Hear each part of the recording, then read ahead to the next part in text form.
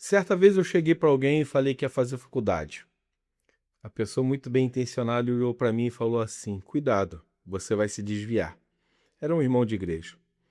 A bem da verdade é que igreja durante muito tempo resolveu ensinar que fé e razão são distintas, que você não consegue ter um e ter o outro ao mesmo tempo. Eu sou Elber Nogueira, professor da Escola da Sabedoria. Segue esse vídeo até o final que a gente vai tentar destrinchar essa tensão existente. Queridos, a verdade é que durante muito tempo a igreja, ela se sentiu incomodada com as perguntas difíceis. Quem sou eu? Para onde vou? Da onde vim? Se Deus é um, como pode ser três? Se é três, por que que não é um? Afinal de contas, se Deus é bom, por que que ele permite o mal no mundo? Questões como essa, durante muito tempo, foram tratadas, inclusive, como heresia no meio cristão. Mas a bem da verdade é que razão e fé não são indissociáveis. Pelo contrário, uma fortalece a outra. E aqui eu quero fazer menção ao filósofo Kierkegaard, que diz que o homem, na verdade, ele tem três estágios de evolução. O primeiro estágio ele chama de estético. Na verdade, é o estágio dos sentidos, da sensorialidade. Vamos tentar traduzir isso. É quando uma criança, um bebê, um recém-nascido, não consegue ver outra coisa na vida a não ser as suas necessidades básicas de sobrevivência. Então ele chora para conseguir o alimento, ele chora porque está com frio, ele chora porque está com fome. É o mundo dos sentidos. E esse mundo dos sentidos, quando ele não é muito bem desenvolvido, ele gera pessoas que são presas no prazer. Pessoas que se prendem a vícios, pessoas que se prendem à sensualidade extrema. Mas Kierkegaard diz que existe um outro estágio da evolução humana, que a gente evolui, que nós evoluiríamos para um estágio superior, que é o estágio ético, que é, por exemplo, quando o homem consegue ter ideias mais abstratas, quando ele consegue ter ideias de um código de conduta, de valores, quando ele consegue racionalizar. Esse seria o segundo estágio da evolução segundo Kierkegaard, que é o estágio da razão, que é onde nós conseguimos pensar, como diz Descartes, cogito ergo sum, ou seja, penso logo existo. Descartes, então, ele inaugura esse tempo, essa aurora do iluminismo, aonde o homem seria racional. Mas Kierkegaard diz que esse é só o segundo estágio, que na verdade existe um terceiro estágio, e esse terceiro estágio ele chama de fé. Portanto, para Kierkegaard, a fé ela não é irracional. Na verdade, a fé é um outro estágio, ou seja, ela está além da razão.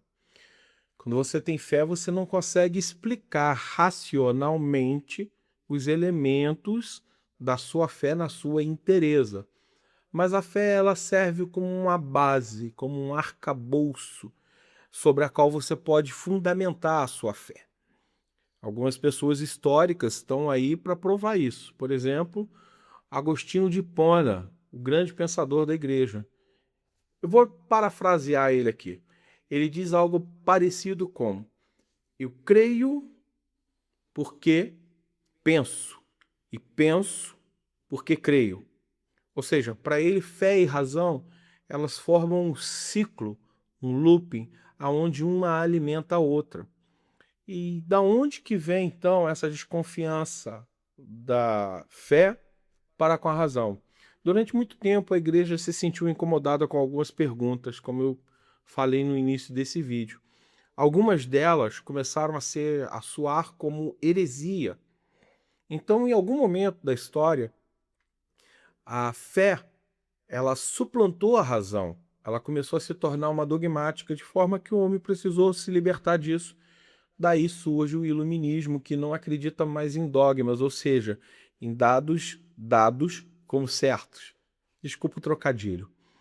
E começou a questionar as coisas que aconteciam. Só que, para que eles pudessem se questionar sobre a existência, sobre metafísica, sobre ontologia, sobre ética, eles fizeram um caminho de divórcio entre razão e fé. Eles começaram a acreditar no método científico, ou seja, tudo aquilo que pode ser provado através de uma dedução lógica. Se A igual B, então B igual C. E tiraram o mistério da existência. Daí surgem os materialistas, daí surgem os racionalistas. E a igreja ela segue por outro caminho, por um caminho onde que as dúvidas passaram a ser encaradas como algo, como falta de fé. Aliás, um dos argumentos da dúvida é exatamente essa. Eu cresci ouvindo isso, né? A fé é algo que não comporta dúvida. E a dúvida, ela faz parte do pensamento racional. Então, como é que a gente equaliza isso? Mas, mais uma vez, eu cito Agostinho de Hipona que disse: eu creio porque sei, e sei porque creio. Um outro expoente que mostrou que é possível unir fé e razão é Tomás de Aquino. Tomás de Aquino foi outro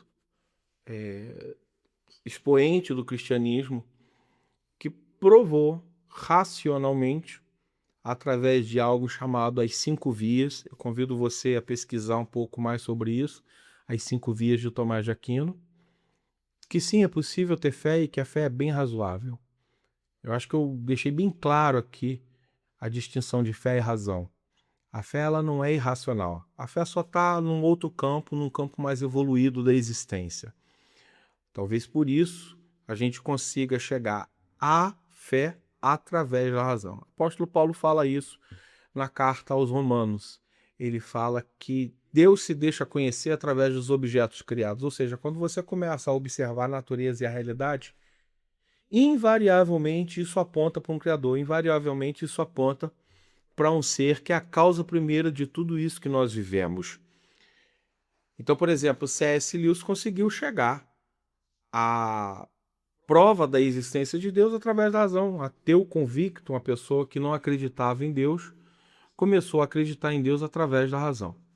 Então, fé e razão não são indissociáveis. Na verdade, fé e razão andam de mãos dadas. E o objetivo desse canal é exatamente esse. É fazer com que fé e razão andem de mãos dadas junto com identidade e propósito.